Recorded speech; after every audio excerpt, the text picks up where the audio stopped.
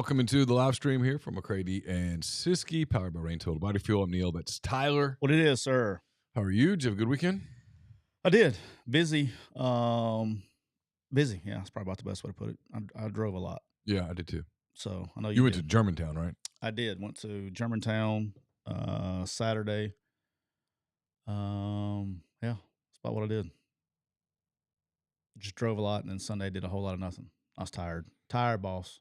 That was basically me. I went to Vicksburg Saturday.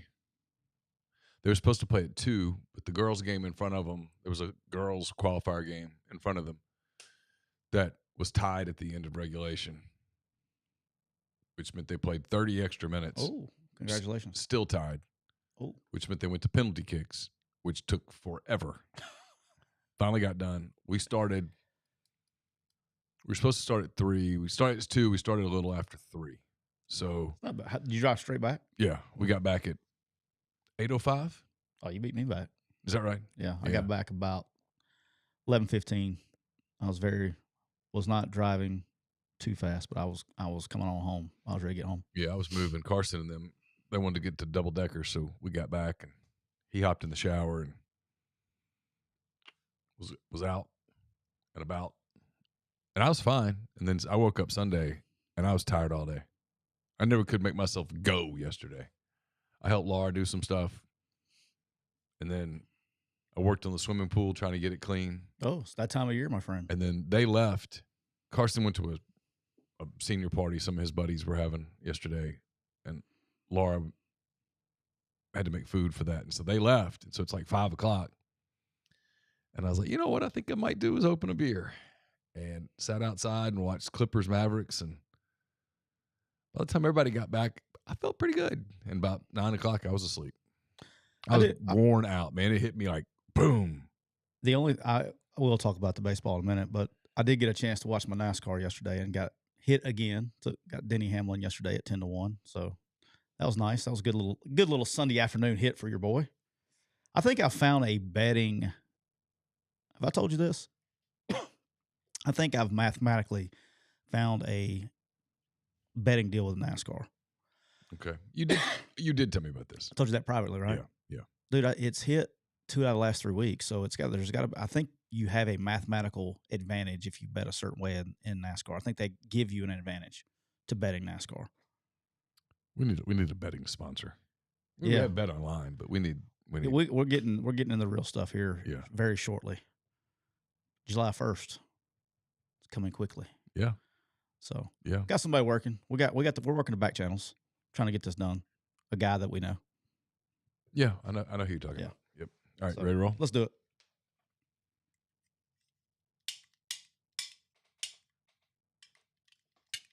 Welcome into episode 169 of McCready and Siskey, powered by Rain Total Body Fuel. I'm Neal McCready. That, of course, is Tyler Siskey here on this Monday, the final Monday of April 2024. Hope everyone had a wonderful weekend.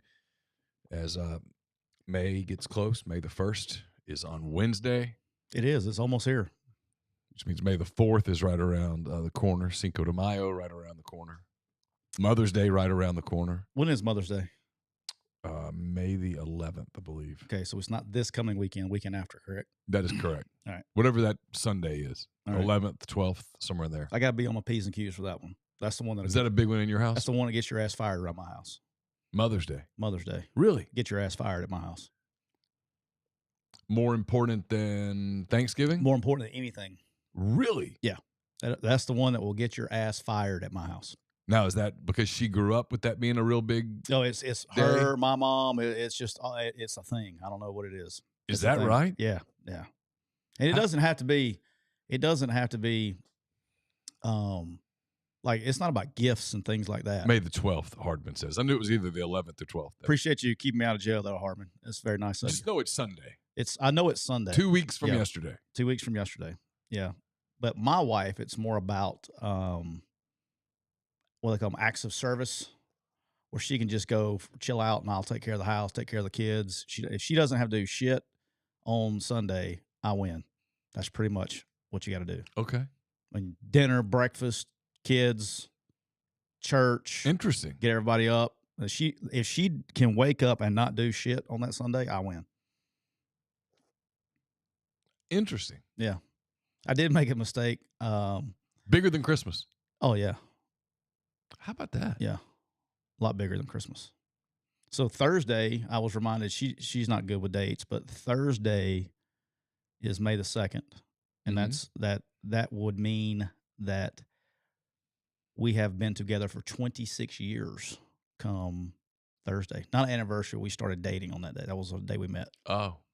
So Boy, I'm glad I'm not held to that because I don't remember which is more important than the wedding anniversary, by the way. I couldn't tell you that date. Which is also more important than the wedding anniversary, by the way. Really? Yeah.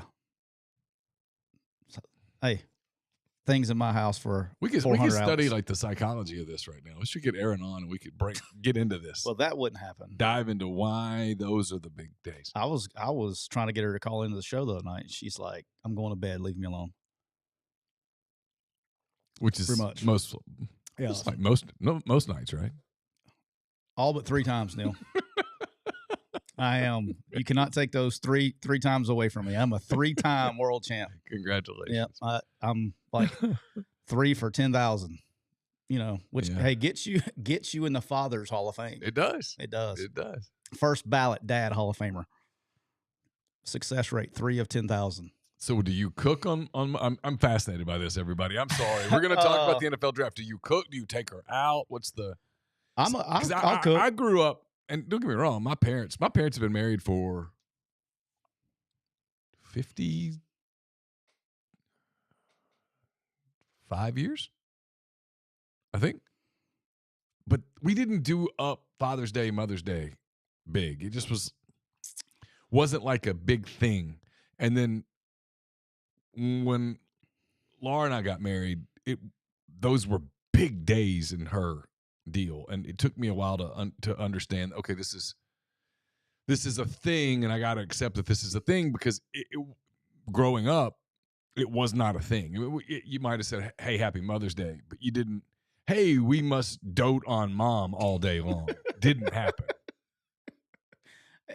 It's just I don't know, man. It's just one of those things. I'll cook. I don't know. I hadn't decided yet. We'll figure it out. I'm pretty good at it. Okay. I've managed. She's been around this long. I've done something right. Yeah, I guess so. Done something right. I guess so. It's interesting. Yeah. I will be in Vicksburg, I think, that day. Soccer again. They qualified for the state. Nowhere closer. They couldn't do it in Jackson. Couldn't meet you halfway.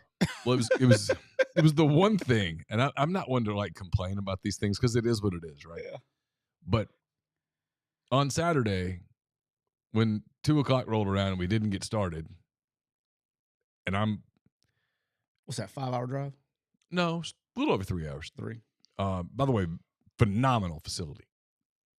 Give them credit. Sports Force Park, I think. Mm-hmm. Big time. Excellent.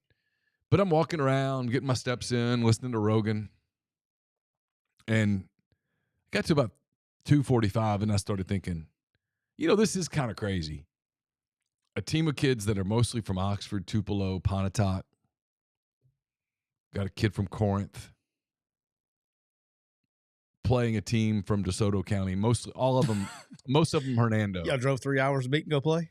Yeah. I was like, was there no way we could meet in Batesville or something? I'm with you on that one. I would have just said, yeah, we'll come to Hernando and play.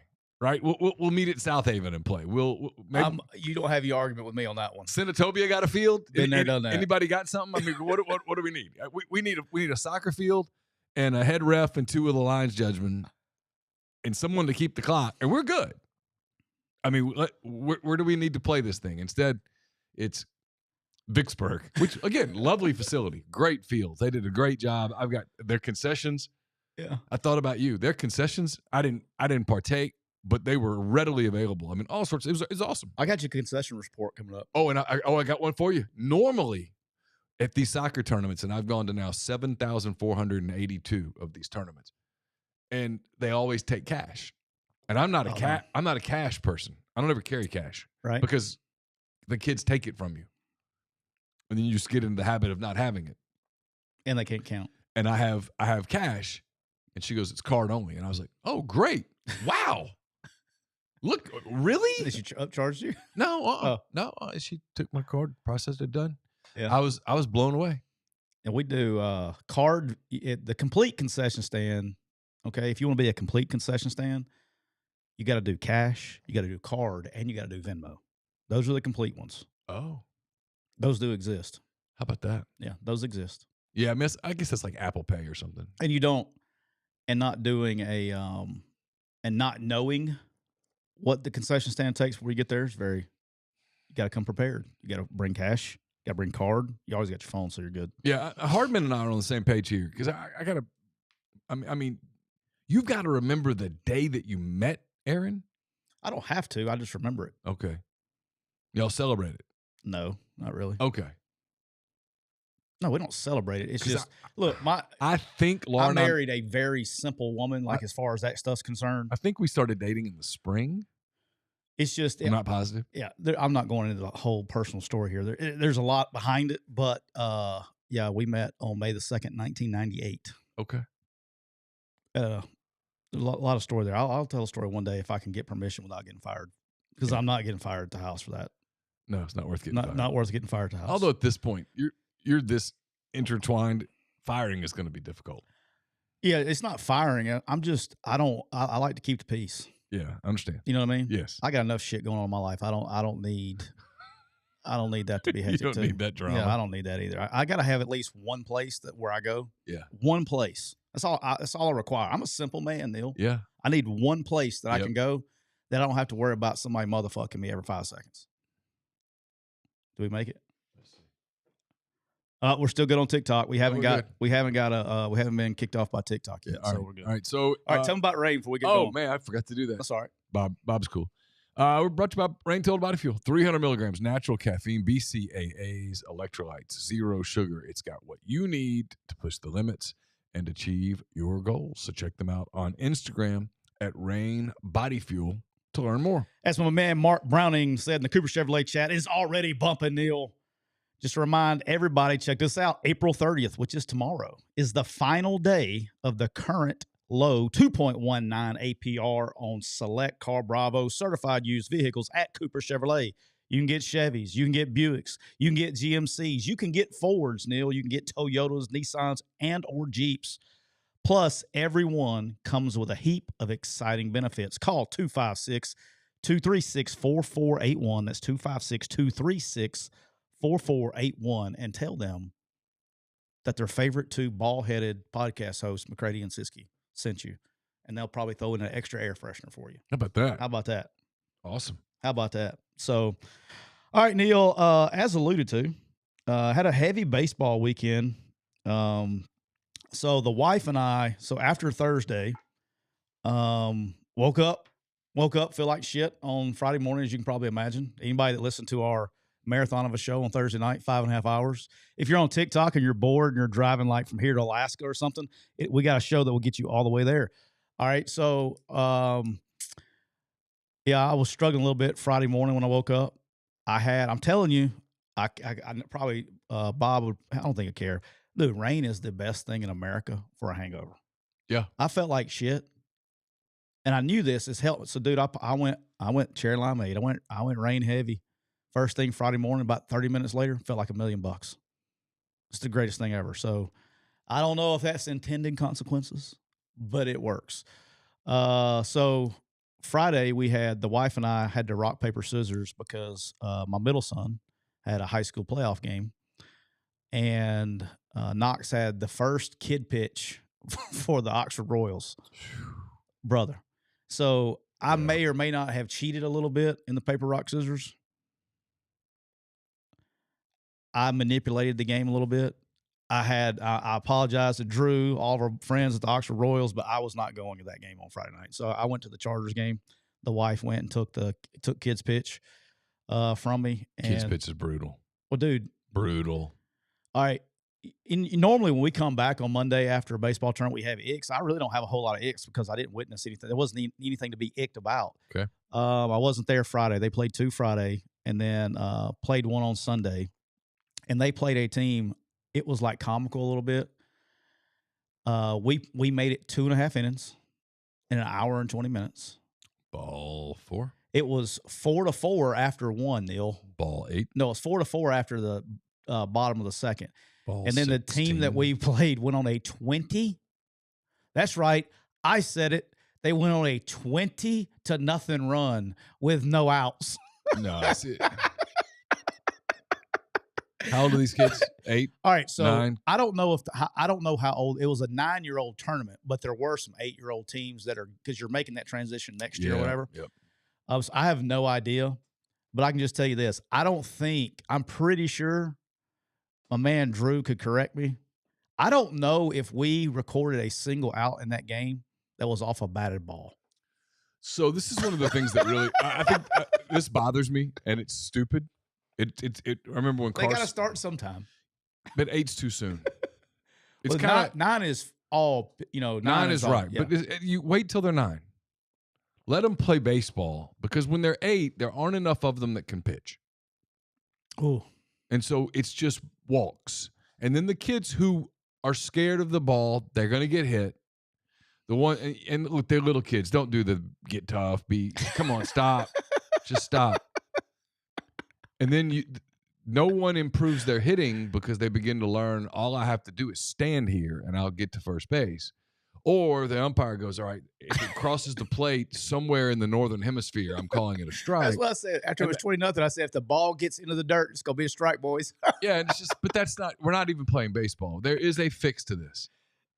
There's a fix to it. Get a pitching machine. I think let them when they're 8 years old. They do coach pitch, and I'm okay with the coach pitch. Like, I like the way Drew does ours, because he doesn't he throws it, around a little bit. I'm okay with the kids pitch. I'm okay with pitch machine too. I don't care. But yeah, 20-0 run, boss. That was bad. I mean, it was, and my man Knox was catching. All right. So he was catching. Had no idea that he was going to be catching. He was he was tired when he came home. I'm not joking when I tell you this. I'll bet you our pitchers threw 150. Well, now he didn't, and Drew was great with him. Drew's pitched before he gets it, so he wouldn't let him go past like 20 or 25 pitches. But we changed pitchers like 14 times in the second inning. I'm pretty sure Knox caught 100. We had 150 pitches to the plate in the second inning. And it went. How about this? The second inning, Neal, the bottom of the second inning lasted an hour and 2 minutes. Are they? It's dumb. See, I don't do well with illogical things. And that's illogical. That was great. Like there's a lack of common sense in that okay, is what we're doing right now remotely productive? No. Is what we're doing right now all that entertaining? No. Then what are we doing it for? I sent Drew I texted him in the middle of the game, the Rocky emoji. Throw the damn towel. Did he laugh? Yeah, it was great. All right. That was good. Yeah, but it's hard to watch, man. It was. Oh, it's brutal. I'm glad we didn't. So as opposed to you can put the pitching machine on, and all of a sudden guys are hitting the ball, and kids start making plays, and they're hitting the ball, and they're learning to run bases and stuff, because you can't teach 8-year-olds how to pitch. They're not ready for it. A handful are, but the majority aren't ready. And so why do you force that? It's dumb. It's dumb. I had this fight here with people. There needs to be a transition. I don't know. There needs to be, a transition from like true kid pitch. I mean, coach pitch, where they're standing real close and doing that, and then backing it up. It's called a pitch. It's called a pitching machine. Probably needs to be a transition, but it is what it is. But I didn't have a lot of icks because there wasn't. I wasn't there long enough to really demonstrate. I think we had a couple of icks, but I didn't witness any, so I didn't want to like have any write-ins or anything. All right, but the really good game, Oxford High School, my other son, they played Germantown in the first round, 2 really evenly matched teams. Friday night was a hell of a game. Brady Stinnett, who is the Ole Miss, I guess, signee now, pitched for the Chargers, the Oxford Chargers, and I can't think of the kid's name that was the pitched for Germantown. He was good too. Both of them pitched the whole game. Both of them were right around 110, 111 pitches or whatever it was the whole game. Both threw great. Brady walked it off. He did it at the plate. He hit a 2-run homer early in the game, and then bottom of the 7th tie game, walked it off with a home run. had a hell of a game. And then we went down there Saturday, and both pitchers, again, pitched their ass off, lost 2-1. Controversial play at the plate. I'm not going to call out any umpires except for gotta be right in big games like that. It was a pretty rough play at the plate. That was. Did he miss it? He missed it. Yeah. And I get that you're going to miss calls, but there's a reason you have 3 umpires out there. And there was no other action going on. There was a runner at third, 1 out, ball was hit to right field, play at the plate. He shouldn't even. It was a shallow right field. But it was a tie game. I get the third base coach pressing it, trying to force something. But throw was up the line, probably about 3 or 4 feet. But still was out by a mile. Kid tried to slide around. He slapped him on the back as he was going by, and he out of position missed it. But my question is what's the guy? The first guy at first base I know saw it, but they don't want to overturn and cause issues. I guess I don't know on the road, but it was rough. But I don't know if it would have changed the outcome of the game, but. It still would have. They still would have had one more at bat and the whole deal. But just got to get things right in big games. You can't call stuff like that. But here was my thing. All right, we're talking about concession stands. If I have an ick, this is my ick. I'm a big hot dog guy. I've spent a lot of nights at the ballpark this spring, and you got to eat dinner at the ballpark because when you get there at 5 o'clock and you don't leave till 11 o'clock, if you're either eating dinner or you're not eating, right? You would probably not eat, I know. But I'd probably eat something small when I got home. Right. So, but hey, man, you got to feed this beast. Hot dogs, if you have a grill outside and a hot dog is not a part of that combination, there's a problem. Agreed. Don't be boiling your hot dogs and sell them. 100%. In a concession stand, throw them on a grill. It's not that hard. It takes 2 minutes. Throw them bitches on a grill. It makes all the difference in the world. Agreed. So now I got 2 things I ask when I go to, if I go to a fast food place, or I say, is your sweet tea brewed or is it fountain? I ask those 2 questions because it dictates if I'm getting it or not. Okay. Same thing. First question I ask is when I go to every concession stand, are your hot dogs grilled or are they boiled? If they're boiled, I'll go to something else. But if you grilled hot dog, Neal, hard to beat, man. Yeah. Hard to beat. So, but Germantown, great concession stand. Probably the second best of all. How about that? Second best of the year. Behind I think Grenada? I think I'm going Lewisburg, man. Lewisburg is pretty stout. I'm trying to remember Lewisburg, what they had for soccer. It was those damn It was nachos, a late man. night, cold night. I don't remember it. I don't even know that they opened it up for soccer.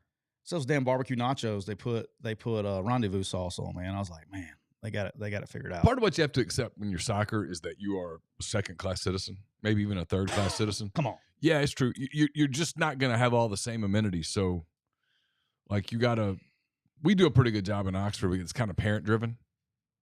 Yes. You know what I mean? It is. And so it's not we went to some places that it was really good. And then we saw some places that I want to say Brandon had a really good concession stand. Haven't been there. Clinton did. I'm new to this world, so it's fun to me. Clinton did Clinton soccer is first class. The whole deal. They're excellent. Everything that they do, there's a really good production, all that stuff. So they were good. I can't remember like Tupelo or Hernando or any of those places. I don't really remember. I'm not a big concession stand person because I'm usually wait till I get back. But I do notice sometimes when there's like obviously options. You can look at the menu and tell you if they're on point. All right, Neal, we've managed to talk 20 minutes and we haven't even talked any football yet. All right, here we go. That's good. Yep. NFL draft recap, some draft stuff and some football stuff going on. Okay. I text you Saturday because I knew you'd be fired up. The most Neal McCready draft pick in the history of time. Not only was it just a Neal McCready draft pick, it was your team, the Chicago Bears draft. Spend a 4th-round pick. Yep. On the punter from Iowa. How fired up are you? That's a weapon, dude. It's as close as the Bears have come to getting me sort of back in a while. By taking the Iowa punter? By taking Troy Taylor. Yeah. Troy Taylor's not just a punter. He's the punter. He's had plenty of reps. Lots of game experience. I mean, all jokes aside, dude is phenomenal. Like, if you have to punt, you want him to punt. He's really, really good. Look at his numbers. I mean, his ability to place the ball inside the 10 consistently is an elite skill. Well, he is going to get his practice at the very start of his career. Well, look, if you're going to play a young quarterback and do some of that, you do want a good punter. Probably need to have a good punter. He's you know what's interesting about that? I didn't watch a lot of NFL draft coverage. I actually didn't. But I didn't either. I didn't see a ton of criticism of that pick. Well, no, you knew he was going to get. I mean, that's the thing is when you got a guy like that, and it's the same thing with all specialist kickers, they're going to get like most. I would say 90%, probably more than that, probably 95% of NFL kickers and punters go undrafted and they're free agents. You know what, Hayden? That's the jersey I want. I actually do want a Troy Taylor Bears jersey. That would be great. That would be funny to have the punter's jersey. You know he's going to have some wacky number too. I wonder what number he will wear. I don't know.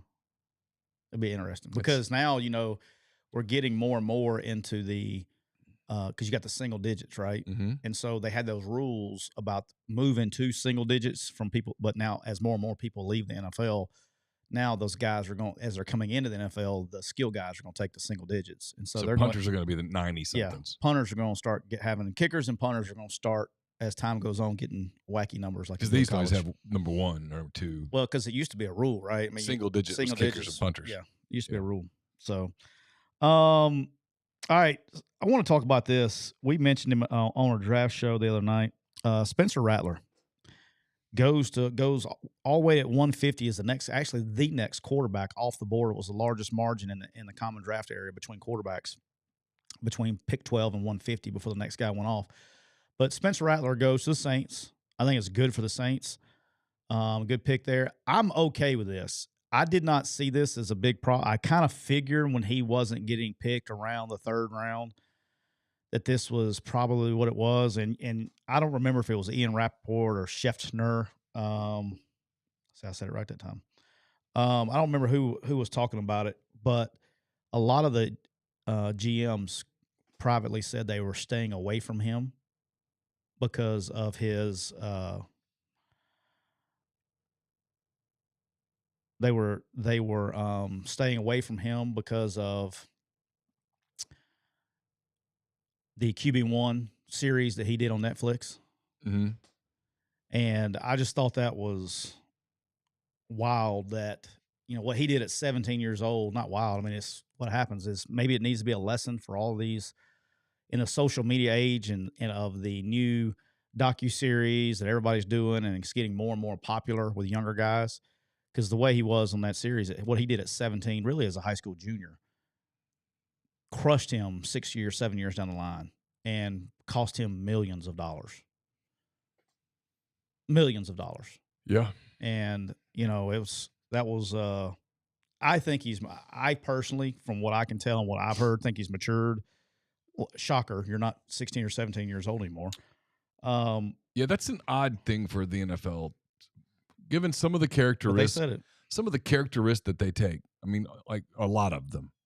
You're going to get hung up on what a guy did at 16 and 17 and not what he did at 21, 22. It's kind of weird. Yeah.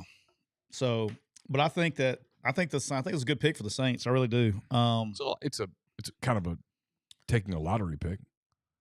Because you can't when I say lottery pick, I mean in the sense of going to the convenience store and getting the because they don't have any guaranteed money tied up in him, right? Right. Once you get out of the 2nd round, there is no guaranteed money. So for him, I mean, for the Saints, you got a cheap backup.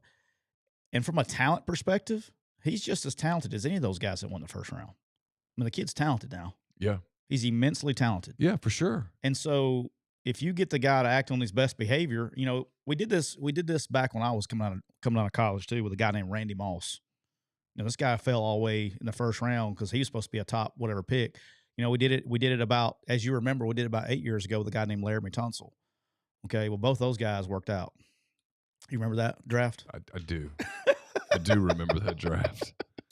But, we kind of almost didn't come home from Chicago. I just said, you know what? I always wanted to kind of see if I could make it here. Was that where the draft was that time? Yeah, Chicago? Oh, yeah. Yeah, so I don't know. I bet you remember that draft. I do. I was in the Manning hotel. No, not. Oh, I was gone. I was out recruiting. I was gone. I was not here. Okay. I was at another school. I was out recruiting, and I was getting. Oh, were you not at Ole Miss anymore? Mm-mm. Okay, that's right.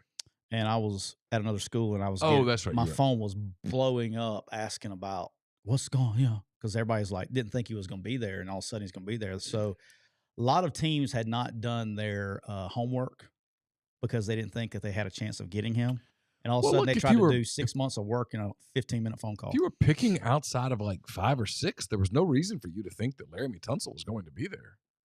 No, and that was stupid that he failed. And It cost him millions of dollars in, but he's kind of made it up. Oh, yeah. He's all right. He's all right. He'll be all right. He's a baller. All right. This is going to shock you. We all kind of recovered from that night over the course of time. That's it. Everybody's good. Took Laramie about 6 years. It's funny. It took me about 6 years. 6 years. It's the going rate these days from recovery from draft night. All right. This is going to shock you. All right. You ready for this? Yeah. Everybody likes to find correlations, right? Correlations with the draft and all this stuff. This is going to shock you. This is the schools that had the most NFL draft picks. See if you notice anything unusual about the top 4, Neal. The top 4 were Michigan at 13, Texas at 11, Washington at 10, and Alabama at 10. What do you notice about those 4 teams? They went to the playoffs. They went to the 4-team playoff. There you go. You know who was tied for 4th? Georgia. No, they actually had 8. Okay. I don't. Florida State, who went undefeated before they had their issues. So you're telling me it's important to have NFL caliber players. It's kind of important to have NFL players on your team. I know that is shocking for everyone. Frankly, it's one of the ways that when you're doing preseason, if you know personnel well enough, it's almost how you can just be foolproof. If you can sit there and say how many draft picks they have, and if you look who was next, like down the pecking order, it was like Georgia was 8, Oregon was 8. Mm-hmm. USC was 7. That was probably, I guess, the most disappointing or whatever it was. Yeah. But of, I guess, record compared to draft picks. But it's almost like it matters to have NFL players on your college team. All right. I can't wait. You got anything to go talk about before we get going about that spot? No. We good? That's not surprising. I mean, basically as a rule, the NFL, they're going to take a whole lot of guys from the SEC and a whole lot of guys from the Big Ten, and there's a reason for that. SEC led again, 59 draft picks for every year since 2006. It'll be 20 years. It'll end up being 20. I don't know. It depends on now. You got 16 teams versus 18 teams in the Big Ten, so we'll see. Maybe that does something, but it'll be interesting to see. All right, I want to talk about this. This came out last couple of days. It may have came out Thursday. I can't remember. I remember seeing it close to Thursday. The NFL. This is where I'm going to lose probably some people on here. The NFL is going to allow guardian caps to be used during games. Okay, so for the people who don't know, the guardian cap is basically it's the thing that looks like a pillow that they put on top of their helmet at practice. The NFL is going to allow players to wear those during the games. Various different studies say that it cuts concussions, all those things. This is probably where I'm going to lose everybody. I got mixed emotions on this. Okay. I personally, so I've had it happen in my house. So I know ever since probably people have been wearing these things at practice. The NFL started like mandatory making them wear them at practice during camp and stuff a couple years ago. I think I think it teaches bad habits too. And this is just me. Okay. This is no studies done behind this. I think it gets kids, especially younger kids, start getting their head more involved in the game instead of protecting themselves. And then when they get in a game and they don't have it on, it's leading to concussions in the game because they are practicing with their head in the way. It's kind of like, and you've seen these practices over the years, even when I was covering them, right? Yep. Is we would get a lot of work done in shorts with no shoulder pads on because you have to learn how to practice. Well, that also translates into the game because you're playing with your hands more, things like that. Those things correlate because that's the way you practice. When you practice with those on, is it going to eliminate concussions at practice? 100% it is. But it also, when you take those things off, you start putting your head, because you're used to putting your head into situations. Muscle memory. Yeah. And That's how I feel about it. Now, as far as the NFL is going to allow them to wear them to games, I laughed. Neal, you're going to laugh when I tell you this. I just realized why it's so dark in here. Oh, That light went out. Keep going. did it go out or did we ever turn it on? But probably for the last look, let there be light. That light was not on, by the way. There's no way that was on. I would have now where it's like it just turned up in here. All right. So for me, I've coached receivers for however how long. Hell, I played the position. Ever since I started playing at Auburn University in 1996, receivers and skill players do everything they can to not wear pads. I mean, you've seen this. Yeah. I mean, NFL, they don't even wear leg pads at all. It's not a rule. They don't wear, like, you watch any NFL receiver except for the big boys, but most NFL receivers don't wear knee or thigh pads. College receivers wouldn't wear them if you didn't allow it. Skill players wouldn't wear them at all. And now you're going to tell them, now you think the same guy's going to go wear a pillow on top of his head? I don't see that. I think they're going to allow it. I don't know how many are actually going to wear it. That's question one. Two is this. Neal, I know you're going, half the people may even disagree with me, but by the history books, 55 years ago, I think my math's right on that.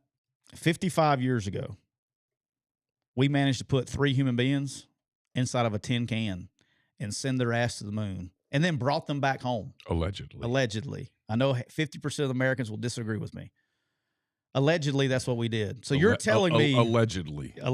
So you're telling me that 55 years since we sent 3 people to the moon and brought them back, allegedly, that the best thing that we can do to stop concussions is to strap a pillow on top of somebody's head?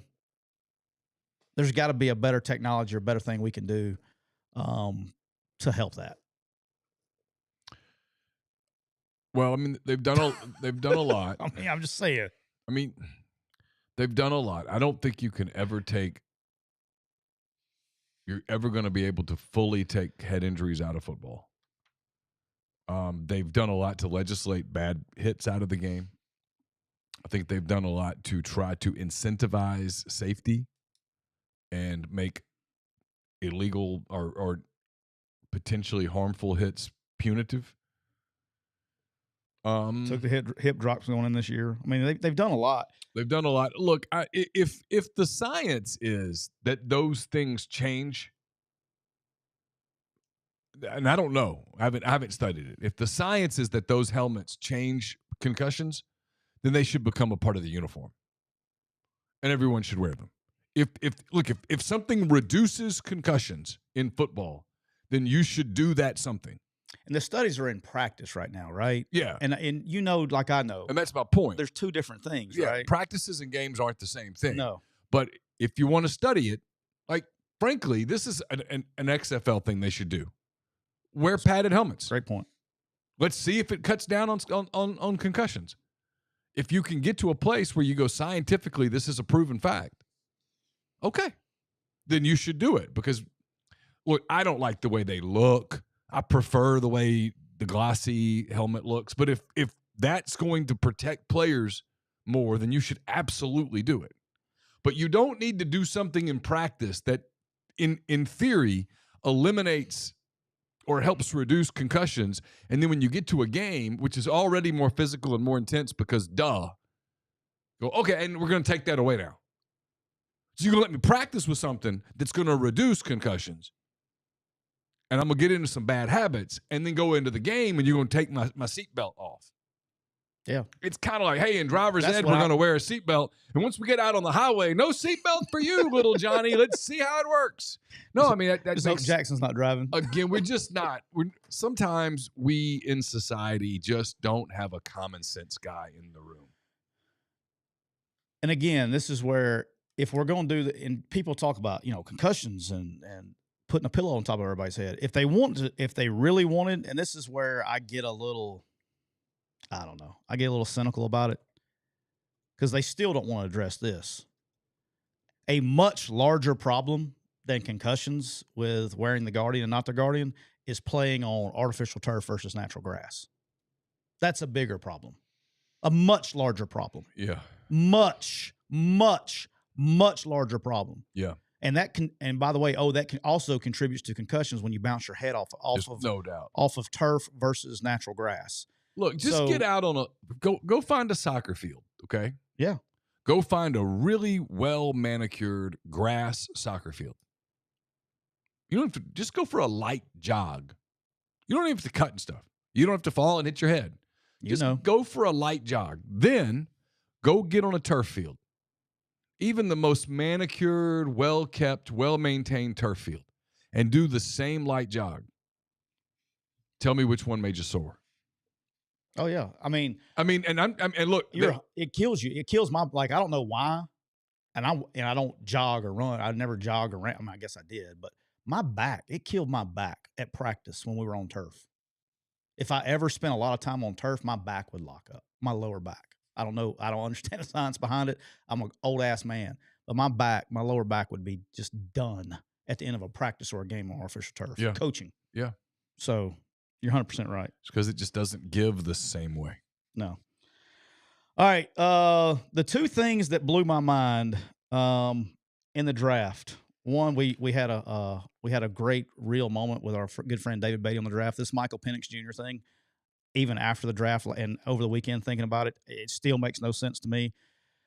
Two things I don't understand is you had $100 million guaranteed. I went and did a little more extensive research into his contract. He's guaranteed $100 million. And you took another quarterback, one, and two, they didn't even tell him until they were getting ready to turn the card in. That's weird to me.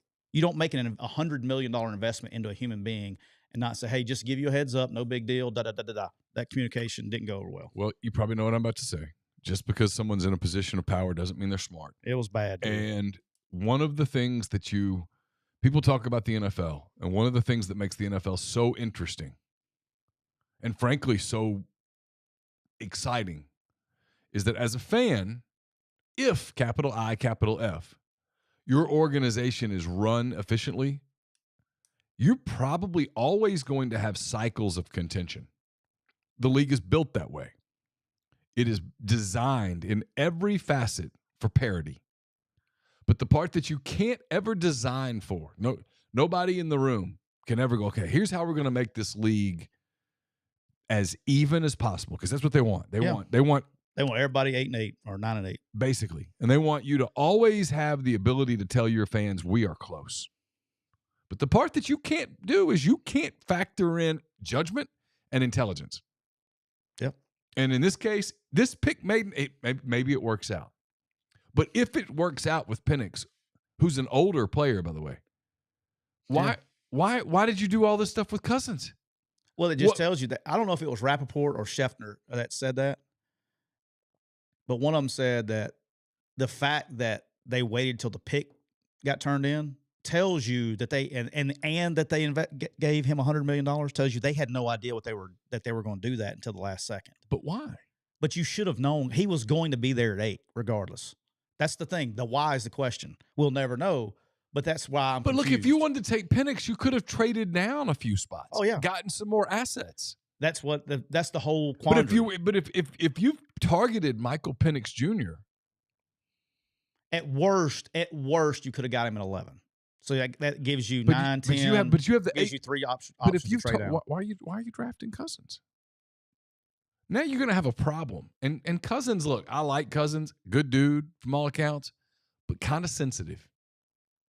Yeah, it's who he is.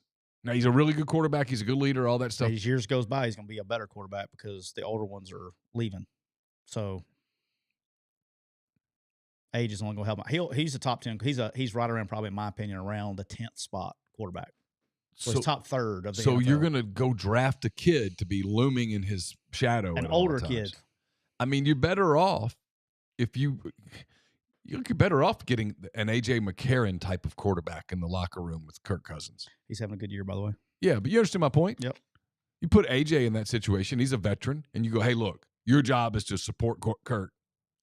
Be ready. If he gets hurt, you got to go in and play. Be ready to play. But assuming he's healthy, he's our quarterback, and we bringing you in here to give him an extra set of eyes, an extra set of ears, help him, watch film, be a pro, be a teammate, open communication, and I'm not necessarily referring to AJ himself, but guys like him would go, okay, that's my job. You're going to pay me. I'm good. I'll come in. I'll do that. And Cousins isn't going to balk at that. This kid's going to be a distraction for from Cousins. day one, a problem because when he has a bad game, a bad series, a bad month, the fans are going to be doing the "we want Penix," all that stuff, and now you have a problem. It's just a stupid move. Yeah. Trying to think, see this guy's name. Jonathan Morris on TikTok said, if you want someone to sit behind a vet and learn, it shouldn't be an early first-round pick. Agree. It's modern football now. You draft the early round guy, he's going to play. Agree. And so when you draft a quarterback in the first round, one of the reasons that the bust rate is kind of what it is because there was a day, I guess when I was a kid back in the Stone Age, when young quarterbacks like Peyton Manning didn't start till the very end of his rookie year. Everybody, they want immediate returns right now. Yeah. On everything. And society. so that when you draft the 8th pick in the draft and he doesn't play, that his not playing is going to be a big story. Yep. And what happens if he gets sulky? Well, he's got 4 years guaranteed money too. So he's not going anywhere for 4 years. Yeah. Your first round, you got 4-year guaranteed money. I mean, and you got $100 million in the other guy. So you're either going to take a bath in the cap or you're going to trade him, and then you're going to trade a first-round pick. I bet you don't get a first-round pick in return for it, so you just wasted a pick. Yeah. Anyway. I don't get it. All right, the other thing I didn't understand, this is a little later in the draft, the Cowboys not taking a running back, okay? They didn't take a running back the entire damn draft. Yeah. Not the entire draft. After Jerry Jones commented about how much he loved the Texans, Jonathan Brooks at Texas, and best interview he's had in years. Don't take a running back the entire draft. But what did they do today instead, Neal? They bring back Ezekiel Elliott on a 1-year deal. Boy, that's good. That'll work. Again, just because people are in positions of authority. Like I want to like the Cowboys, man. Why? Because I got kids that play on the Cowboys and I want them to succeed. Just because you're in a position of authority doesn't mean you make good decisions. There's a reason that Dallas has struggled. There is. There's a reason that Kansas City has excelled. There's a reason that Pittsburgh, for the most part, has excelled. It's the one thing you can't build into the system is you can't build in good decision making. All right, this is not things I don't understand. I just think this was funny. After Cole did a video on it, we had Tom on here and we're talking about Joe Milton. So Joe Milton gets drafted by the New England Patriots. Okay, this is a message to Joe. The same Patriots that drafted Drake May. The same New England Patriots. That is correct. All right, so here's my message to Joe Milton. Joe Milton was drafted, becoming the 5th quarterback in the New England Patriots room. Got Jacoby Brissett. Okay. Drake May. Bailey Zappi. Okay. Just by the old rules, just in case anybody doesn't know, NFL will carry a max of 3 quarterbacks on the roster. Well, they have Rourke, who's a second-year guy, which he won't make it. Gone. And then they got Milton. So this tells me this. Joe Milton, you got 2 choices. You can either change positions or you'll be on the chopping block. Yeah, Drake May's going to be the quarterback. Jacoby Brissett's going to be the season. One or the other, right? Yeah. Drake May's going to be the quarterback. You think? Eventually. Okay. Week 4, week 5, whatever. Okay. Jacoby Brissett's going to be that veteran, good dude, great locker room guy. You can count on him. He'll be ready. He'll help. He'll do all of the things that you ask a veteran backup caliber quarterback to do. And Jacoby Brissett, mark my words, will have a job in the NFL for as long as he can literally walk out there and throw a ball. He kicked our ass one year when he was at NC State. I was at South Alabama. He's a pro's pro. Big dude. So there's your number 2, and then Bailey Zappi. There's your 3rd. Joe Milton better not play tight end or he's getting traded. But why waste your 5th round pick?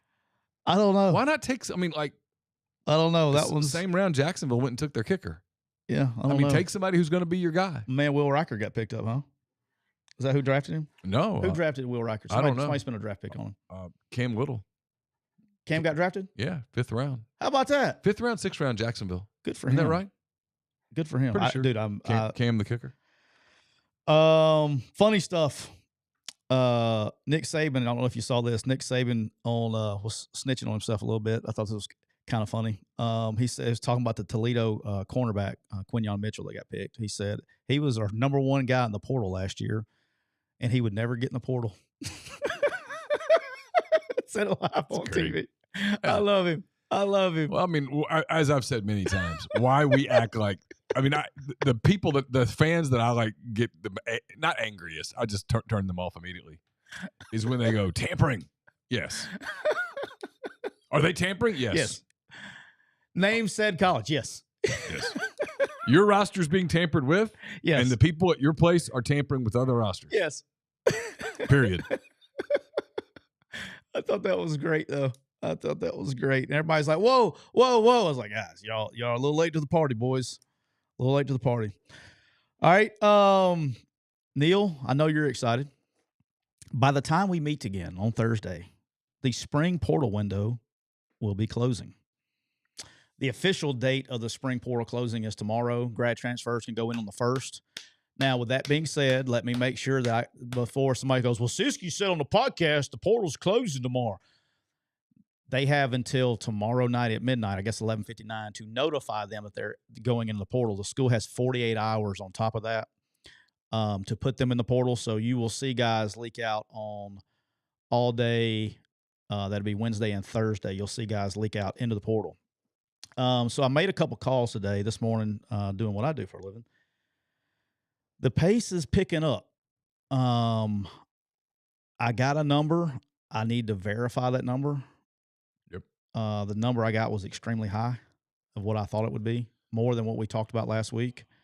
I want to check that before I give official numbers. But I got a really high number this morning, more than what I predicted, a lot more than I predicted. That surprises me, honestly. And said that today has been nuts. And in I think it was the first 2 hours of business hours this morning, 25 kids had officially gone on the portal.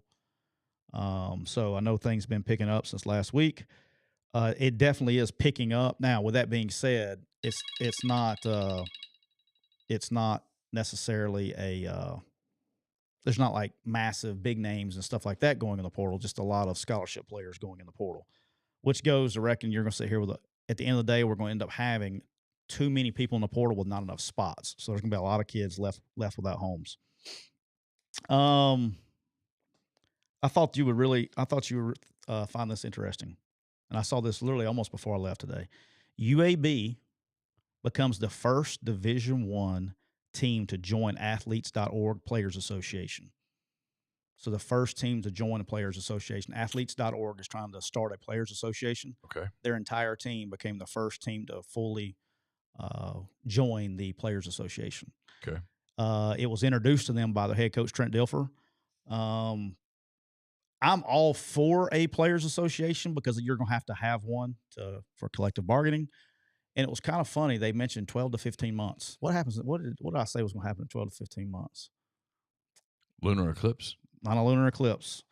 Another moon landing. This court case out in California that starts in January is going. I'm just telling everyone, and I'm telling you now, so you can say, "Hey, Siskey said it." I've been saying it for a while, but you can remember this moment.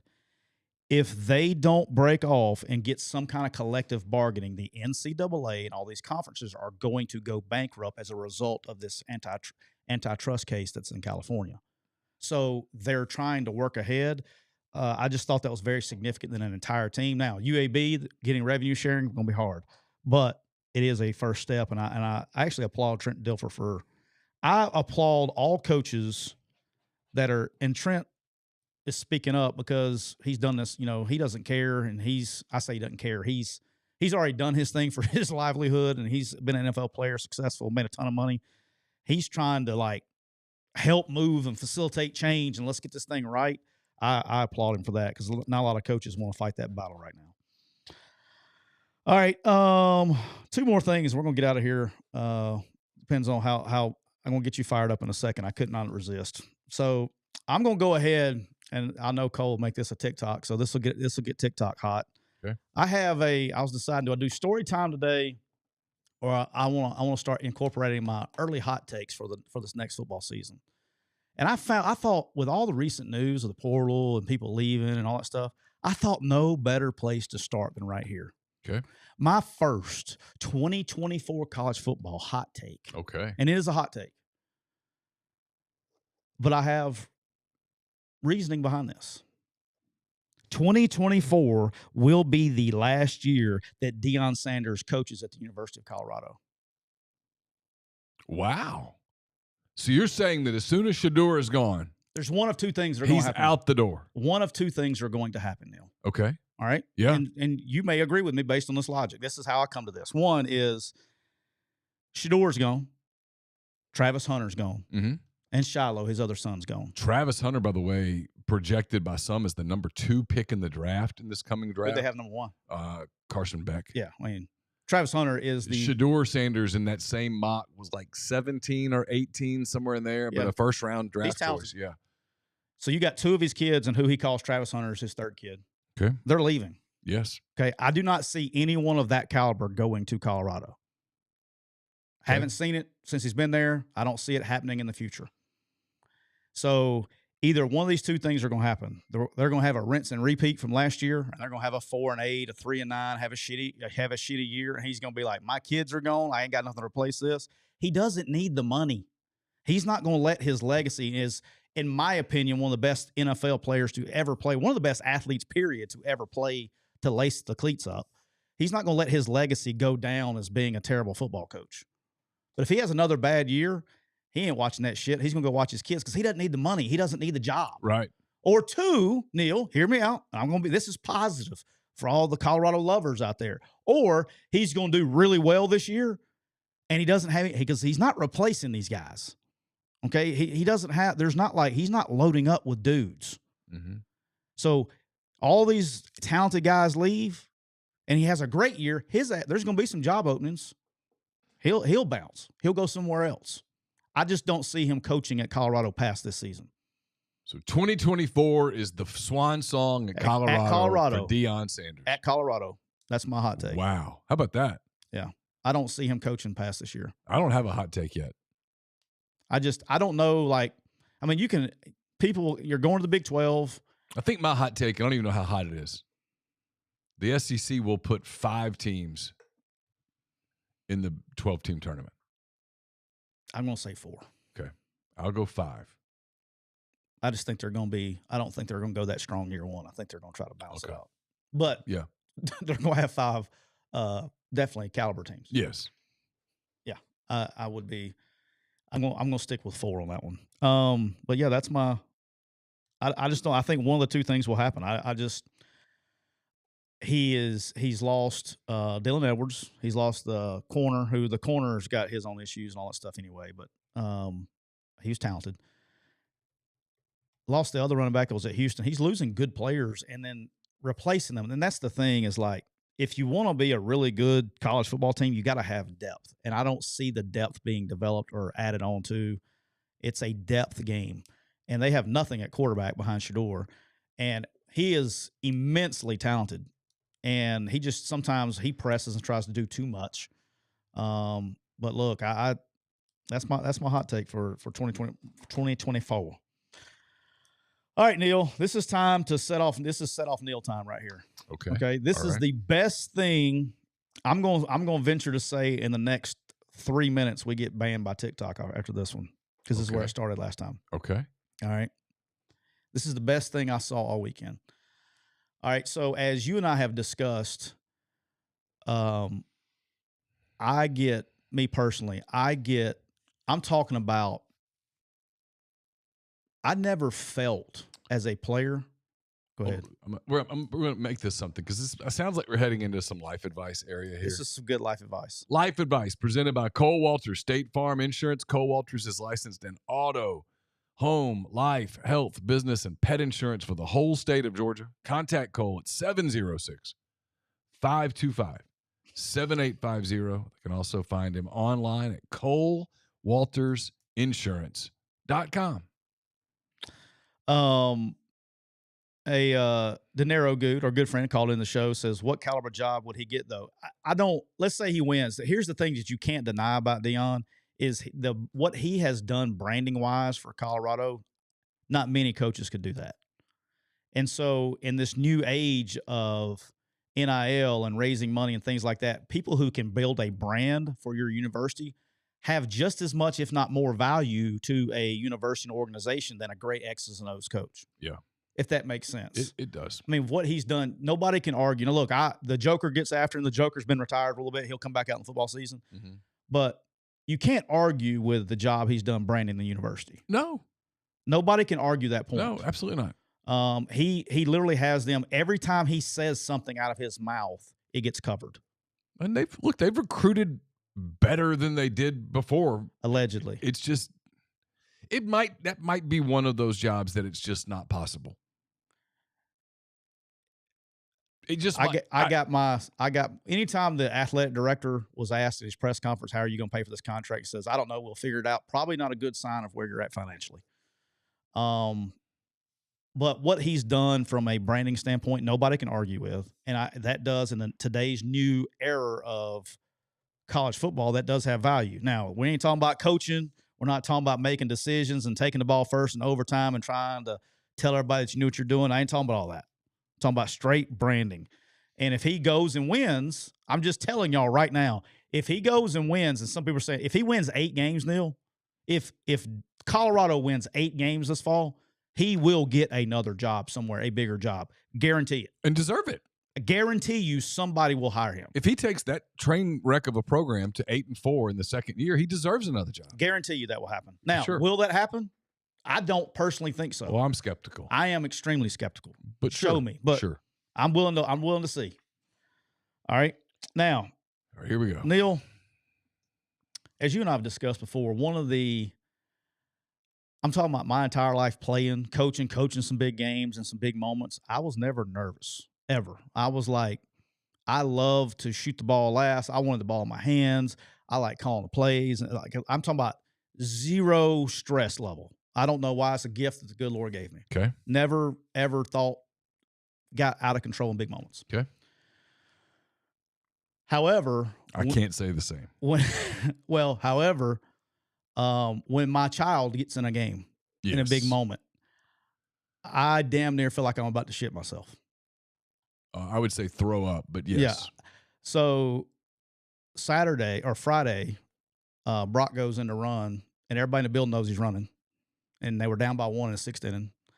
And I'm sitting here like I'm talking about my adrenaline was going like I was getting ready to, like, if you ever had people who know, if you're ever fought before, and you get that rut, like I was going, oh God, I sit there, just don't let it get picked off. And sure as shit not, he was picked off. They called him safe. His ass was out at first base. And you can't, he broke his finger, by the way, doing it. I asked him, anything wrong with your damn legs? Get up and run, you'll be all right. So, but anyway, I distract myself. Mm-hmm. Okay. Best thing I saw all weekend. So I pull up the old news app on my phone, and I'll just look up when it's getting ready time, Yeah. But I'm looking at the phone.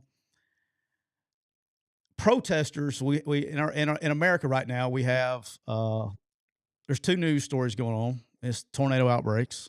Yeah. And it's the protesters. It's a shame they can't be in the same place. There goes TikTok. See you guys. So a lot of articles about protesters. Very tense moment in the game, and I start laughing out loud uncontrollably, and people start staring at me. And it just made me laugh so hard. So a group of protesters in Seattle. Yeah. Okay. They're getting after it. They turned on themselves and started protesting themselves because they're protesting. That's kind of their only way to achieve intimacy. So they're protesting because why, Neal? Why? What were they protesting? Because their own protest group that they got together was not diverse enough.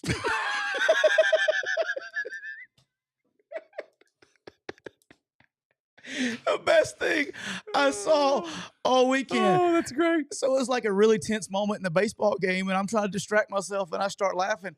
And I had like some dads sitting next to me, and I'm trying to show them the article, and they're like looking at me like, who the fuck is you? Like, what's wrong with you?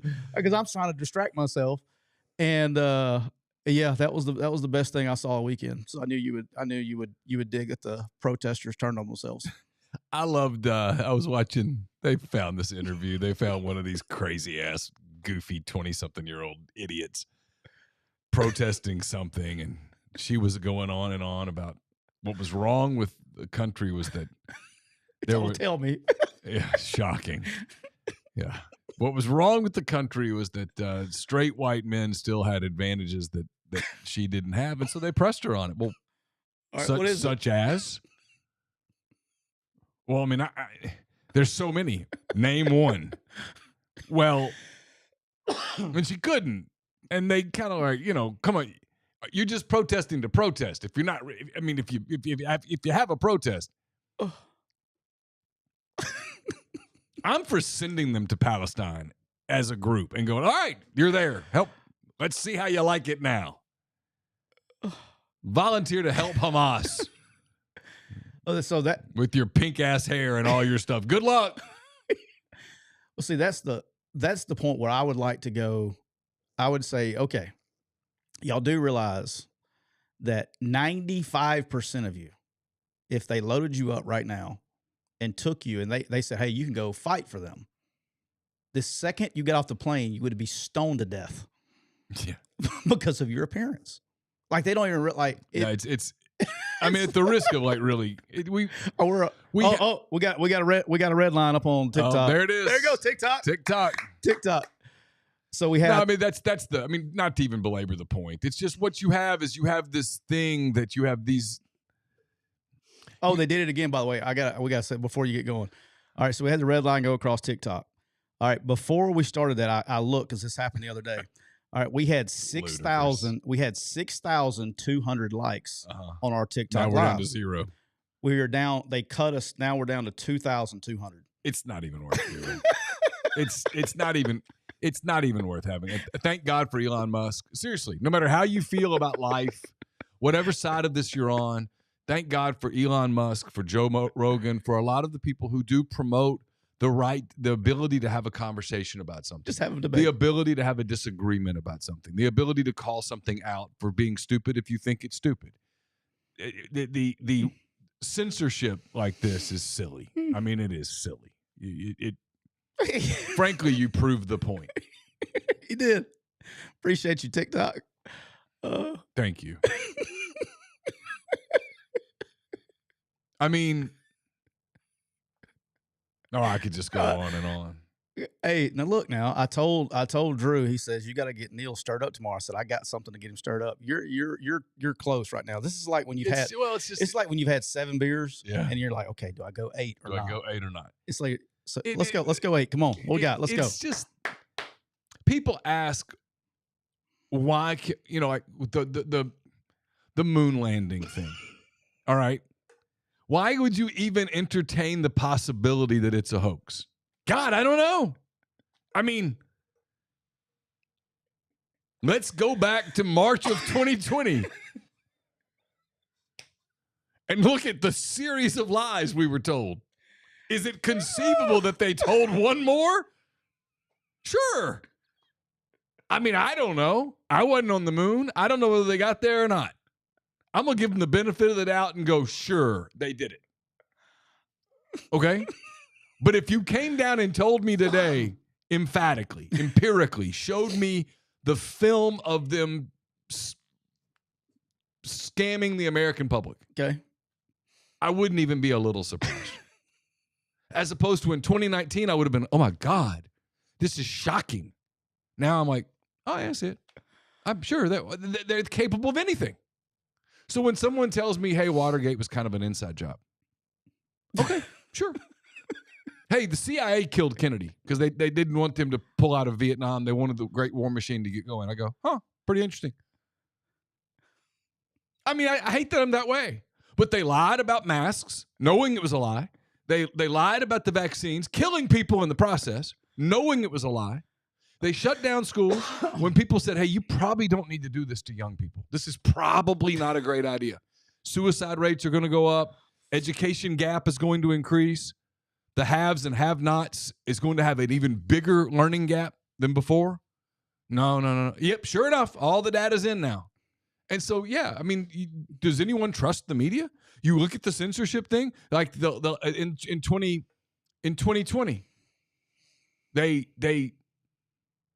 the whole Hunter's laptop's made up. Turns out it wasn't.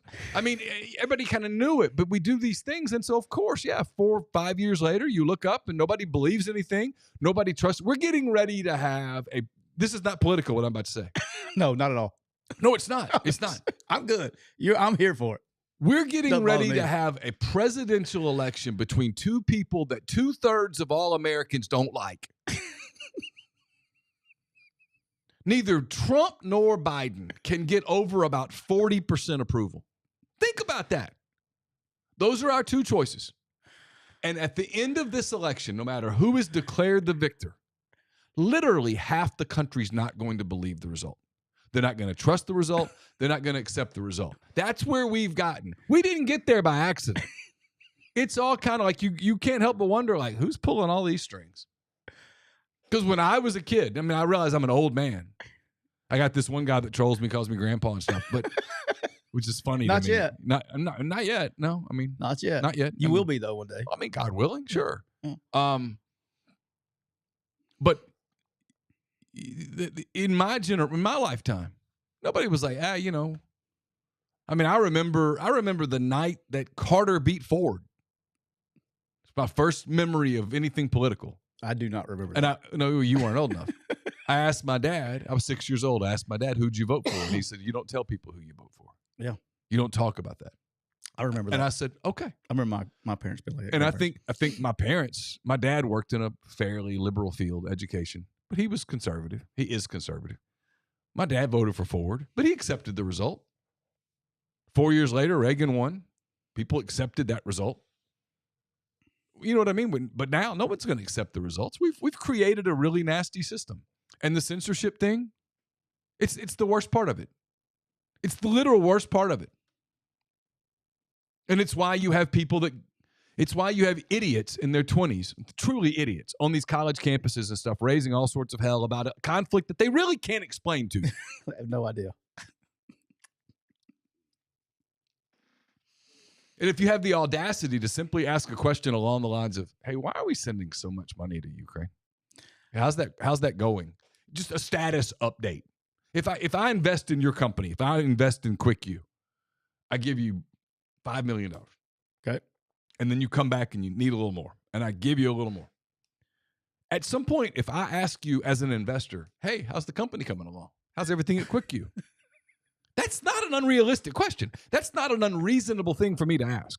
Oh, you would say, oh, let me show you what's going on. Well, here's what we're doing. Here's what we've done, whatever. But if you say to me, oh, that's not important, you don't need to know. By the way, we need more. I'm probably not going to go, oh, yeah, sure thing. Here you go. Right. And that's what we do. And then if someone goes, I'm just asking, like, how's it going over there? Like, how's it progressing? Are we winning? Are we losing? Do you buy into I got a question for you since you brought up Ukraine. I have never thought about this, but you know how like we get all the coverage and then some of the Israeli Palestinian war. Yeah. I guess you can call it Palestinian, Hamas. Yeah.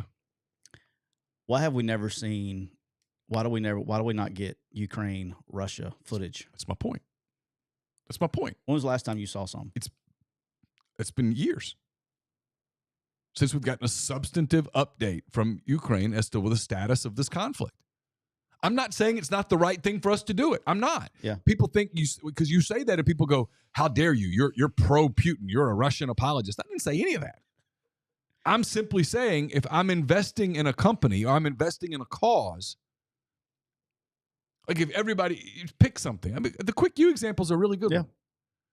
You get investors to invest in your company. Mm-hmm. You produce the company. You start trying to move forward with your business. At some point, the people who invested just might ask, hey, Tyler, how's QuickU coming along? What's going on over there? It's not unreasonable. And you answer with, well, here's what's going on. Yep. Right? Every time. I mean, you've been down that road. I got lucky that I have a unique deal. As I know already know my investors, so I talk to them all the time anyway. Mine's probably a little bit different than that, but yeah, we talk about updates all the time. Yeah. Who we're adding, Of course. software additions, Of course. More than fair. Mhm. It's like that in every major company in the world. Correct. You know, you invest, you ask, shareholder meetings. You've heard of those? I have. We don't have shareholder meetings on this, and yet no one. It's my biggest. I'm gonna tell you. You want to change the world? Finish my rant right here. Oh, you're good. That's what it's You want to change the world? You want to change the country? You want to make the country better? Let me tell you how to do it. No more federal withholdings from your paycheck. No more state withholding from your paycheck. Hold up. No. I'm gonna get there. I'm all in for this. There's a punchline. Don't take Social Security out of your paycheck. Don't take any withholdings out of your paycheck. If you make, I'm just making up a number. You make $100 an hour. Okay. You work 40 hours a week. You get 40 times 100. You get your money, a check. Now, come April 15th, or at some point between March 15th and April 15th, whatever it is, you got a tax window, right? You got to march your happy ass down to the local courthouse and write those checks. Got to write a check to the federal government. Got to write a check to the state government. Got to write your Social Security. Got to write your whatever withholdings. Mm-hmm. People start going, no, wait a minute, hold up. Where's my money going? Where's my money going? And they'd start pushing back. The most brilliant thing anybody ever did to make people just lemmings is smart Neal. Withholdings. Smart Neal. You never see the money. So you never know. And therefore, you don't think of it as yours. No, you earned it. You earned it. They just took it from you. And you assume that it's going to make things better for you and your family and your country. You know what assuming will do, don't you? I do. I had a coach, Bartlett, always told us. That's his favorite saying? He loved it. He loved it. He would love it. He'd act all pissed off, but he went home going, I got another one. That has to be like a coach thing, right? Has to be. Like everybody that you say, where did you hear assuming makes an ass out of you and me? Who told you that? And do you know what happens? It's probably going to be a coach. Do you know what happens when you assume? Even you didn't have to say assume. You could just say, well, I thought. Yeah. He'd say, so you assumed it. So you assumed it, huh? Yeah, because he's waiting to set you up. Do you know what that was like almost like a D's nuts kind of thing. Yeah. The moment you walked into it, you're like, oh, damn it. You know what my man, so Don Jacobs, who's a guy at GA4 at Troy, one of my favorite coaches of all time, because he was you know what's funny is like some of my favorite coaches that as time went on, like Don Jacobs one, Steve Montgomery, obviously one of them, but like that were really hard on me. Yeah. Like really, really hard on me. Yeah. But then once I quit playing, became friends, it's like a transition, and you realize that, hey, they're not really, all that. But Don Jacobs had two good ones for football coaches. So if you got some football coaches out here, here's two good ones that I had never heard before until Don Jacobs. He would say, behind every curl, so you'd run a curl route. And so he wanted the ball to be down. Like always taught the quarterbacks throw it, waist down.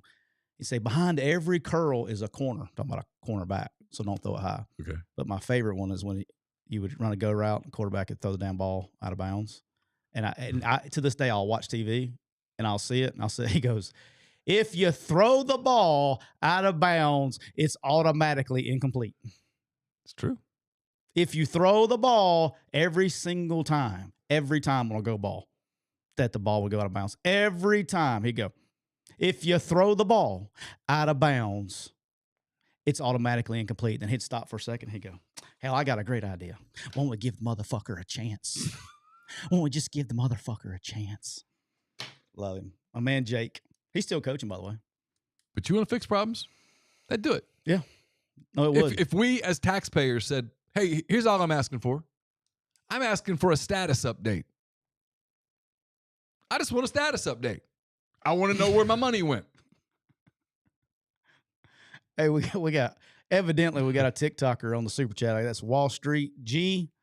Is it true that Rico coached with you at Ole Miss? No, Rico's never coached, but he convinces people that he knows what he's talking about. That's funny. It's funny. Your boy Rico. Bless him.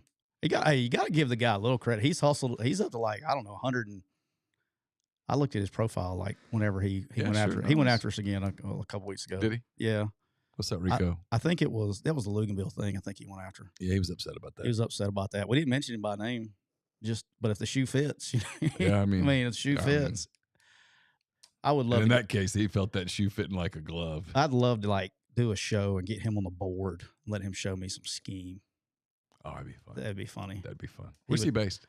I don't know. Maybe we could go see him. Yeah, we could go do a show. Just hey, can we get him on the board? Get a board. Let's film it. Show me what you're seeing. Tell me what you're seeing. Yeah, let's go. Just put it up on the show. That'd be great. That'd be beautiful. All right, we're gonna wrap it up there. Now that we've lost all the momentum that we built for, we're down to like seven likes. We got we started going back up. We're at 2.4 thousand likes now. So they took us from 6,000, I think it was 6,600 down to 2,200. Now we're back up to 2,400. Okay. We got Coach T in the chat said he coached against Coach Jacobs, Scottsboro versus North Jackson. He's a good one. He's the best one. Good story about Don Jacobs. You'll appreciate this. So he was a quarterback. I think he was Bear Bryant's last quarterback. Oh, okay. I remember him. Yeah. All right. Yeah. And he never, when I coached with him, and I don't know, I haven't talked to him since, but he never ran quarterback sneak ever as a play, because when he was at Alabama, he fumbled quarterback sneak, and I think it was against Georgia, and they lost the game like 9-7. He fumbled as a quarterback sneak going in. He never called it, like wasn't in the playbook. Wow. So wasn't in the playbook. So he never called quarterback sneak because of that. I think it was 1980. Somewhere in there, because Bryant died in 82. I know he was. I know he's a star. I think that was 1980, the year Georgia. I think. I grew up in Georgia won the national championship in 1980. 81. I think it was the year they won the national championship or whatever. But he fumbled a quarterback sneak going in, and he didn't call anymore. I grew up an Alabama fan. Bear Bryant was like a god as a little boy. Still is. Yeah, in many ways. Still is. I tell you, I don't care what anybody says. There's no cooler moment than when you're on the field in pregame in Tuscaloosa in Bryant-Denny, and they play that montage that they play, and it's usually right before we go back in the tunnel. I just got class. Like when you hear his voice come over the loudspeaker. Yeah. Mama ain't raised nothing but a winner. Like it gives you, that's good shit. We got some good ones, man. Pat Dye was a good one. I grew up an Auburn fan, so I was a big Pat Dye fan growing up. Yeah. So I remember the first time I got to meet Pat Dye when I was covering Auburn. It was pretty cool. Ever told you about? I got a quick story time. We got to go. I got a quick story time for you. First time I got to meet Pat Dye. So Jim Dye, his nephew, was coaching. I was a GA, and was our offensive line coach at Troy. Mm-hmm. And when you're a GA, you get to do GA things, and you're a paid gopher, basically a low paid gopher. And he's like, "Hey, I need you to go by and pick up my uncle from my house and bring him to the game." Like, we're at the stadium. So I left and went to pick him up. So I picked up Pat Dye from Jim Dye's house. He'd had a couple of beverages, and I had to go pick him up and drove him back to the stadium. That was, for me as a kid, he had no idea, He didn't know. I mean, for me as a kid, that was pretty damn cool. Yeah, he was always kind of fun to talk to. Yeah, he was not in a conversational mood at that point in time. And that 5-minute ride we had. He was quiet. Stadium. He was quiet, probably a little cranky. Yeah, probably so. He had a couple. Yeah. He was about 5 hours into the podcast, I think, when I picked him up. Man, as a young reporter, I always loved all those old coaches. Yeah. Like, that was fun. Bill Oliver was blast. Man, he was awesome. Pete Jenkins. God, I love some of those guys. Bill Oliver, Pete Jenkins. I learned a lot about how to Pete's cover football from those guys. So my very first college football game that I went to was Bo Jackson's first game at Auburn. Oh, how about that? I saw him, his first carry, he scored a touchdown against Wake Forest. That was my first college football game to go to. And I was sitting in the south end zone at Jordan-Hare Stadium, and he ran right at me. First carry, because they were like, "Oh, here comes that new kid." Best athlete to ever live. Agreed. Ever. Agreed. I mean, certainly the best one I've ever seen on any TV or in person or anything. Best athlete ever. I mean, maybe there was somebody before, but I didn't see him. Pretty damn good. He was amazing. It's funny as Brock will see, Brock's now on social media and all that stuff. He'll see a video. There'll be like a baseball highlight of Bo Jackson from when he was at Kansas City. He's like, "Have you seen it? Watch this shit." And I was like, "Yeah, dude, he was He was the one. If you go back, he could play at any generation. He'd be the best now. He was so far ahead of his time, athletic wise. His the way the ball came off his bat was different. I mean, it was. Well, you just throw people out from the wall. But the ball came off his bat sort of like, Shohei. That type of exit velocity, that was back before they measured exit velocity. But I guarantee you balls came off his bat 118, 119. Oh. Yeah, it's about as fast as a ball can physically come off the bat. Yeah, pretty there much. are laws of physics that. Hey, last thing, we're gonna let y'all go, but I'm gonna let Neal do this one. Grind says in the chat, Neal, y'all owe the left some nice comments before we leave. I'll give you one. Okay, I'll give you one. The Democratic Party, if it was a football team, if the Democrats Party was a football coach, and the Republican Party was a football coach, here's why the Republicans lose all the time. You want to know? I'm gonna put you in a football. Tell me about it, Neal. Republicans lose because they are like the coach that has this. He's got this intricate passing scheme. Okay, he puts it up on his whiteboard, chalkboard, whatever you want to use. It's called a grease board. Grease board, whatever, and it's fantastic. And he's like, look at this. I've got an answer for every single thing. Corner goes here, we go here. And then they watch the film of their opponent that they're going to play that week. And some guy, one of the smart coaches says, "Hey, coach, the way to beat them, I mean, it's a sure thing. Just run the ball. Look at their line. Look at their linebackers. Their safeties don't want to hit anybody. No. Did you see my offense? It's awesome. No, coach. I get it. It's great.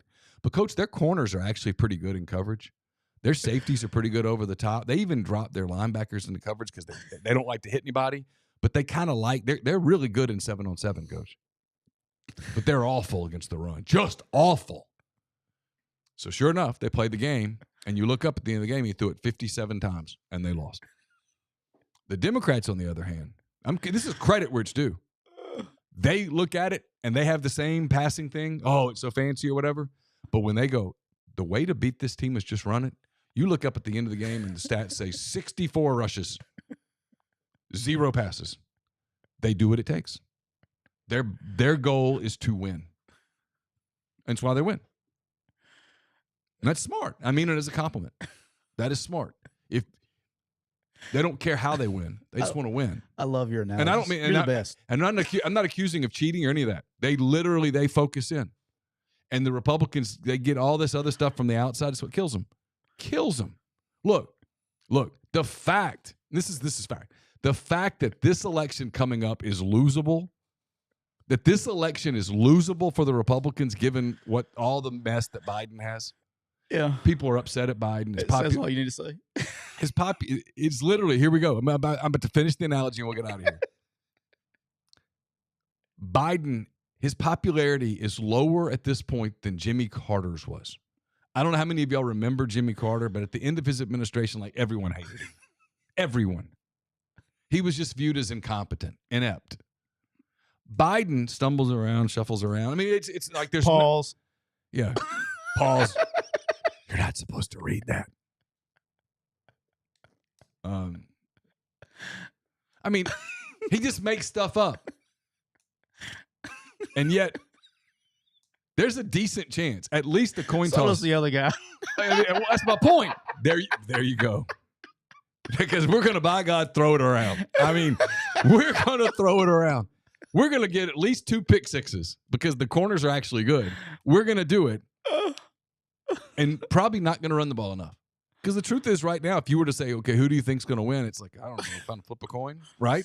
I mean, if you're like, put your politics aside and you're trying to predict this outcome, like you're betting on Boise State, San Jose State, you don't really care. You're just trying to find a winner, right? Trying to make money. You're like, I don't know, it could kind of go either way. If the Republicans were running really anyone else, this thing's probably over. Yeah. And the fact that it's not close to over, in fact, some of the polling data that came out over the weekend, it's like Every swing state's I one. don't trust that either. I don't either. But but if you even remotely believe it, everything's a toss-up. Hey, Grind and Cooper Chevrolet chat said this made me laugh. I was over here crying while you were talking too. He says the Republicans are like a Gus Malzahn offense. Yeah, there you go. Hey, that's the best example. Gus will do it. We're gonna whatever it takes. I've got this fancy play. No, they're probably Gus is Gus is a Democrat. Okay, offense. Gus will run the ball 78 times if he thinks that he get a 0.1 yard advantage. It's a Hugh Freeze offense. We're gonna run something fancy. No, yeah, gonna put Candice at running back. Hughes okay. Hughes a Democratic. Okay. Hughes he'll do whatever. Okay. He does not. But think about it next time you're kind of watching coaches outsmart themselves. I've seen plenty of it. Sometimes the simple attack's the right one, and they don't do it. But the Democrats, to their credit, they do. The reason they're sticking with Biden through all this is twofold. One, they're not sure they have anybody else, and number two, they think, "Oh my God, he might actually win." That's true. You know what we need to do? Our next long show. No, we need to meet you and I. We need to get in here with our guy, Hendrickson. Yeah, Hendrickson's gonna be in here Thursday night and do a election results live show that night. Oh my God, have this place just freaking melting down. Just have TikTok they'd lock us TikTok up. wouldn't even allow us to hit the live button. Yeah, they'd be like, "Dude, these guys, you're out of here." Nope. Yeah, but that's the other beautiful thing. So all of our TikTok people that are listening. So I knew that as soon as we got monetized on TikTok, they were going to get us like this. So they've basically signed the bill to ban TikTok if they don't sell it. It's over 1% of the company, right? Yeah, it's over 1% ownership. But the most beautiful thing is our sponsors, the Biden-Harris administration, they signed the ban to get rid of it, but they're using TikTok as promotion for the campaign. I rest my case. We've been brought to you by our friends at Rain Total Body Fuel. 300 milligrams, natural caffeine, BCAAs, electrolytes, zero sugar. It's got what you need to push the limits and achieve your goals. So check them out on Instagram at Rain Body Fuel to learn more. We'll be back with you guys on Thursday. Until then, for Tyler, I'm Neal. Take care.